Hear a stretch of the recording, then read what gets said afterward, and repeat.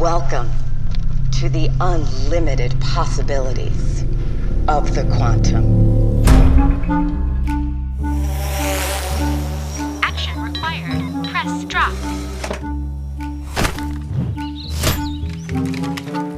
Cabler users are the engines of the global quantum trading boom.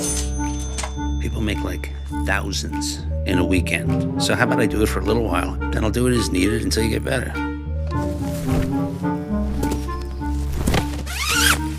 Hey, how's it going, Ray? The best cablers are the ones who aren't afraid to challenge their status quo. Is it for sure safe? Yeah, it's totally safe.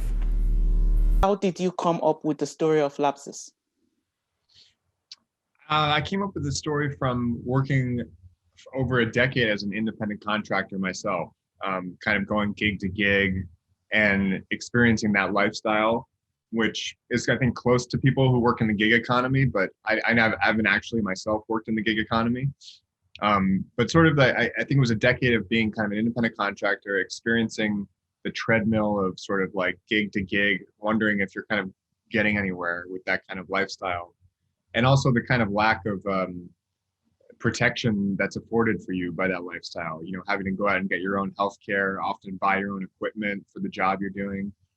And so that was kind of the basis of it. And then, you know, the idea of the world, the kind of like fantastical science fiction elements of it came from reading a lot about quantum computing that's coming around the corner. And the fact that for quantum computing, there's all this new, if we were to have an infrastructure, computing system running on quantum systems, we'd have to have new cabling, new cables that would connect that infrastructure. So it would require a lot of like blue collar infrastructure work. So I started to imagine a science fiction story that would be about workers having to connect all these new quantum transistors in the forest, and that's kind of the origin of the story. Were there any other titles that you had in mind before Lapsis? If so, what were they? No, I didn't. I started writing the script with the main character's trail name. Everyone in the world of the story sort of gets a trail name that allows them access to this job, like a medallion for taxi drivers, for example. And his name in the story was Lapsis Beef Tech. And I just sort of came up with that and it stuck. And I didn't have any other ideas for the title. I always wanted to call it Lapsis. What was your writing habit when you wrote the film? I wrote the film, the first draft of the script, all in one burst in January of 2018. I basically stopped taking any other work, and I stayed home for the entire month. And I said, okay, by the end of this month, I'm going to have a rough draft, a first draft of this script. And I had written a treatment out in prose form. So I had written maybe like two to three pages of like, if I were to tell the story to a friend, what that would sound like, just in prose. And then I used that as a basis for that month in January 2018 to write the first draft of the screenplay. And I tried to really not judge it too hard as I was going. I really was just getting out a draft, and it was messy. It was too long, but I did get to an ending by the end of the month. And I think that's the hardest part. Did you ever get like writer's block while writing Lapsis? And if so, what did you do to get back on track? Just little moments maybe in that month of not knowing exactly where the story should go next, or what the next, development should be in the plot. And, to get back on track, I would usually just, I guess my method is to imagine I kind of have a gun to my head and I have to tell you, okay, what happens next? It's sort of like you have to give some urgency to it, and then something just comes out, and you can't sometimes so consciously find the right idea. You have to sort of quickly move and quickly pivot to whatever comes first. And then that, at least once you get that out, you keep going. And then once you forget about that moment even gave you trouble, and you look at it later in a draft, and you'd be surprised that that you have all of a sudden find that you have other ideas that have been growing inside that whole time. On average, how many draft scripts did you find yourself writing until you were like happy and satisfied with your work? It took about 10 to 15 drafts before I was ready to really share the script out to try to raise money for the film and to share it out to a broader circle. And then by the time we went into to make the film, when we were going into production, I think I was up to about 30 drafts. What did you find most surprising what do you find the surprising thing you found while writing the script? I think the surprising thing sometimes is how an idea you can be really attached to and really treasure earlier on in the process can be made sort of irrelevant or unnecessary by the way in which the larger story has developed.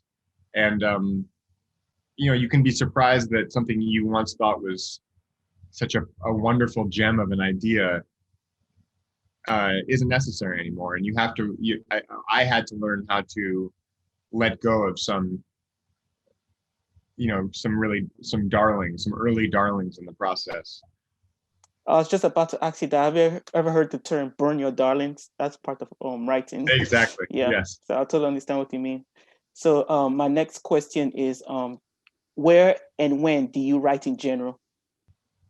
I write in my office is in a makeshift garage. So I like how it kind of feels unfinished, and I'm not in the house really. So I like writing here, and I usually try to write really any time of the day. I'm not fussy about it.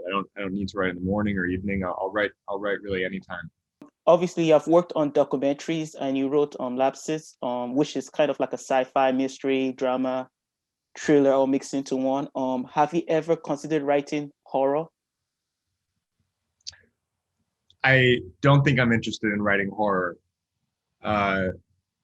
Just not interested in it. I don't think I'd be very good at it. I don't really particularly like watching horror films.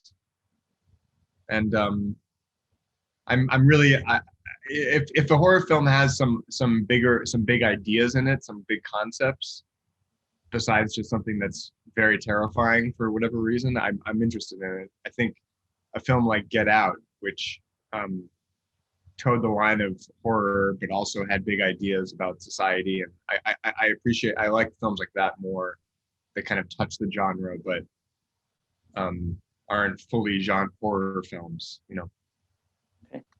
So did you make a camera in Lapsis? I did, yes. I'm in the background of a scene on a screen.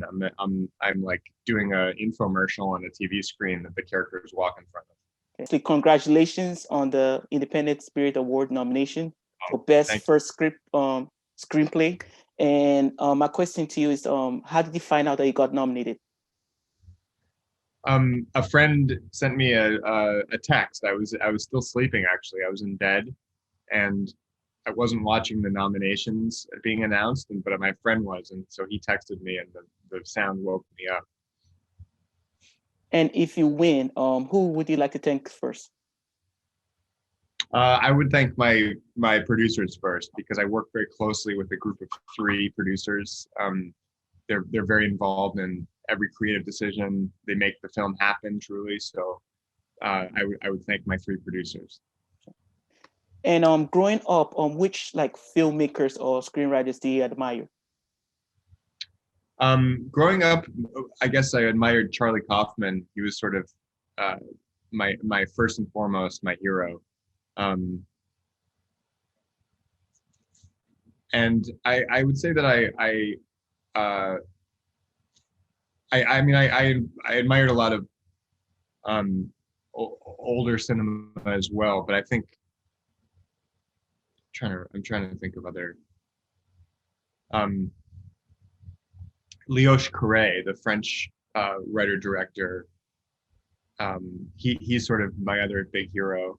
And then I really like Jonathan Glazer. So I would say those 3: Charlie Kaufman, Leos Carré, Jonathan Glazer. What piece of advice do you have for like screenwriters or directors starting out?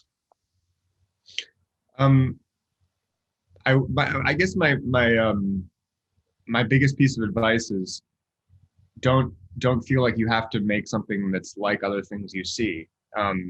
Try to hold on to that big idea that you feel you haven't seen before, and go for that, because that's what the world needs more of. It needs more of original voices, and things that are not super derivative and trying to fit the mold of a certain genre. So, this script for Lapsis was very strange for a lot of people when they first read it. It wasn't a world that was easily described to people, and as a result, it was harder to get made. But we persevered and got it made, and it can be discouraging to have people tell you that they don't think your world makes any sense or your concept makes any sense. And I would just advise people to push through and believe in themselves, and just get that. And then if they feel stuck, what we were talking about earlier, get that first draft out, and without judgment. A judgment-free first draft is the best foot forward. Have you ever considered writing like a short story, novella, or a novel? I've never thought about it. I thought once about trying to write a choose your own adventure story, but I haven't returned to that. I'm pretty much interested in writing films to direct, and I haven't thought about just writing for another output. Or maybe you could be like Quentin Tarantino and writes novel afterwards, because that's what he's planning after retiring from. Yes, exactly. Yeah, right. Yeah, perfect. So my next question is, did any of your experience with like Crew Independence or More to Live For, King for Two, or any other of your documentary short helped you in some way with this movie, Lapsis? Yeah, I would say that the way that my documentary work helped me was that there's a concept in making narrative films that's called world building. People talk about it a lot, especially in sci-fi, and I think that world building also exists in documentary. So when you go out to shoot a documentary, you look at the world and you decide what pieces of it to capture, and certainly when you're editing a documentary, what pieces of it to leave in the edit.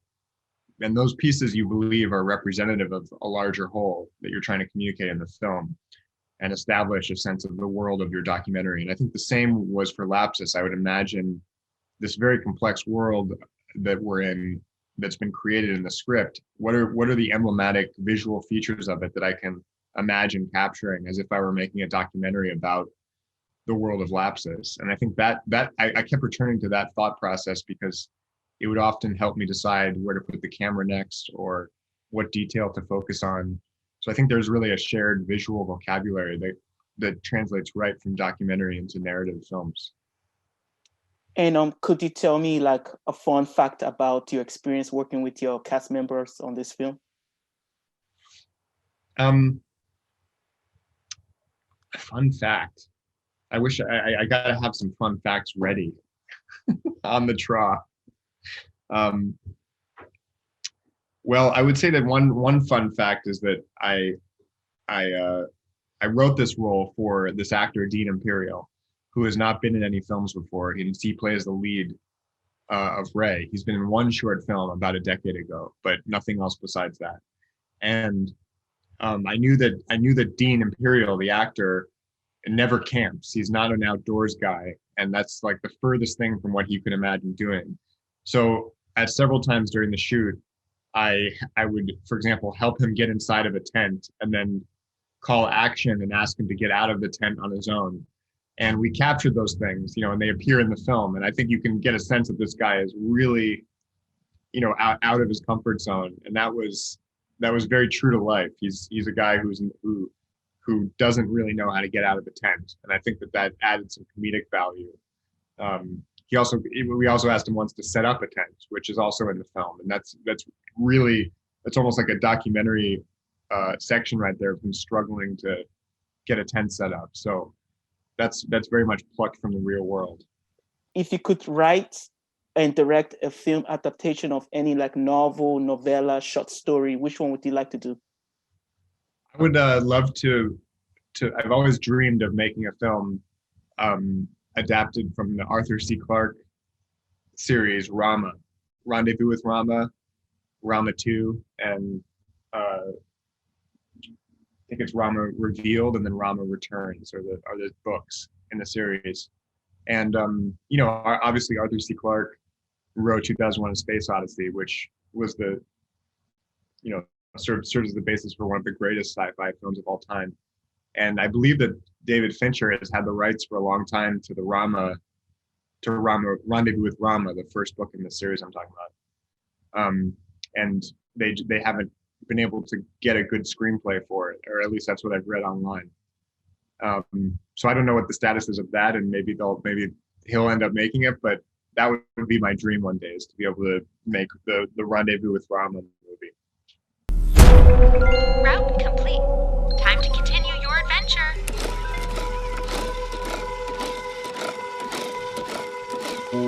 You got passed by an automated cart. Okay, so I got passed. So how do I get my route back? Well, now you have to pass it.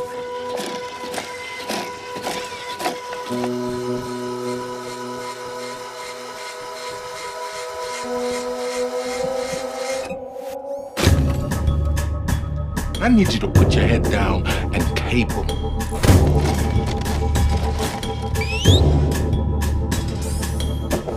I'm just out here working like everybody else, man.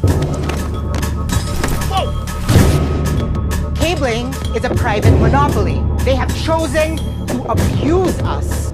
Remember, the best cablers are the ones who aren't afraid to challenge their status quo.